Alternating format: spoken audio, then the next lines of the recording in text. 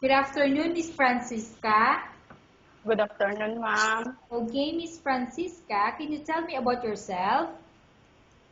I am Francisca Navarro Condo. I am 39 years old, and I have four kids. The first is 20 years old, 16 years old girl, and the three is girl 13 years old, and the one boy is 8 years old. Okay, I have few questions for you to answer, so let's start. Why do you want to work as a maid? I want to work as a maid. I want to help my husband to earn money for future of my kids. Why you choose Malaysia when there is a lot of other country? I choose Malaysia because Malaysia is a beautiful place and clean, and all the employer there is a good. How are you qualified for this job? I am hardworking and honest, faithful. Okay. May I know what is your education level is? High school graduate, ma'am. What is your recent experience? Ma'am, What is your recent experience? I'm household maid, ma'am. Have you worked abroad before? Yes, ma'am, in UAE. How many years you've been working in UAE? 2 years contract, ma'am, finish. Okay. Do you have any experience of taking care of baby? Yes, ma'am. And whose baby you are taking care of? It's 6 years old, Okay. 3 years old, and 3 months old, ma'am. Okay. So this your employer's baby? Yes, ma'am, for my employer, ma'am. Mm-hmm. What about elder? My parents, ma'am. Do you have any other special skills? Yes, ma'am. May I know what other skills you have? Household, ma'am. Okay. Are you willing to learn new skills? Yes, ma'am. Are you willing to work with a family where the mother-in-law or any relatives stay together? Yes, ma'am.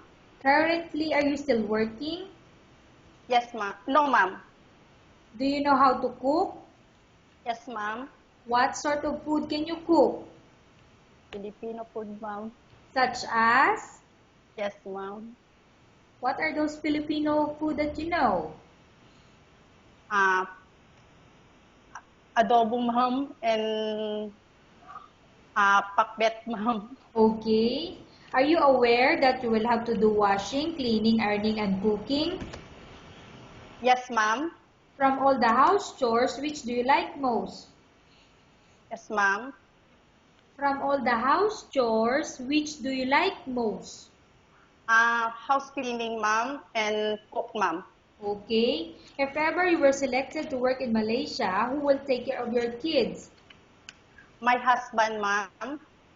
You are not allowed to use handphone during working hours. Yes, ma'am. You are only allowed to use handphone after you finish all the works and when going to bed. Yes, ma'am. You are strictly needed to surrender the handphone to your employer in the morning, and your employer will return back to you once you're going to bed. Yes, ma'am. If ever your employer if ever your employer finds out that you're abusing of using your handphone and it's affected your work performance, your employer will confiscate your handphone and you're not allowed to hold it anymore. Instead, your employer will allow you to call to your family 3 times in a month. You're only allowed Yes, to bring normal phone and you're not allowed to bring smartphone. Are you agreed for the terms and conditions? yes, ma'am. Are you agreed to the rules and regulation for the handphone? Yes, ma'am. How many years is the contract as you agreed and understand? 2 years, ma'am. Can you describe for me your ethics or your attitude? I am hardworking and faithful, ma'am. Okay. How can you assure to us that you will work hard in Malaysia? I assure you in 100%, ma'am. Okay. Can you promise not to use the telephone without the permission of your employer? Yes, ma'am. Can you promise not to put on makeup or to dress properly while work? Yes, ma'am. Can you promise not to invite friends and relatives without the consent of your employer? Yes, ma'am. Can you promise not to ask for advance salary from your employer under any circumstances? Yes, ma'am. Do you really understand of the rules and regulation of the agency? Yes, ma'am. Do you pay any placement fee for you to come to Malaysia to work as a maid? No, ma'am. Do you have any history of sickness, example breast cancer or any other illness? No, ma'am. Do you suffer from any skin diseases, allergy or physical defect? No, ma'am. Have you suffered from any serious illness? No, ma'am. Have you undergone any operation? No, ma'am. Are you medically fit? Yes, ma'am. Are you on any medication? No, ma'am. Are you allergic with any food? No, ma'am. Are you prepared to work for the employer of any race? Yes, ma'am. Are you prepared to eat the type of food taken by your employer? Yes, ma'am. Are you afraid of being left alone in the house? No, ma'am.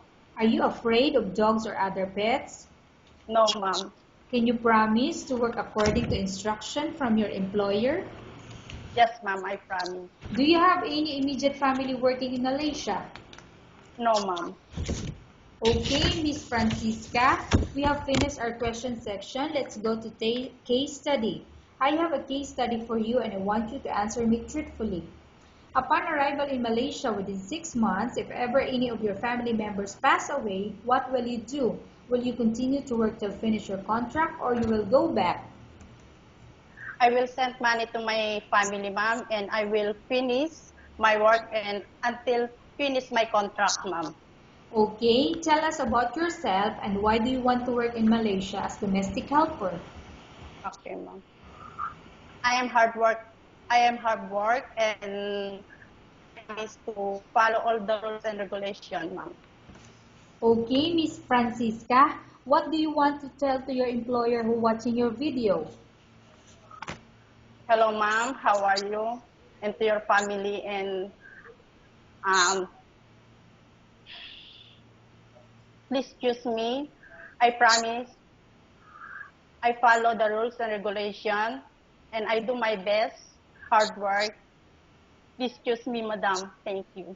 Okay, thank you very much, Miss Francisca. We will update to your agency if there's any selection made by the employer. Thank you, ma'am.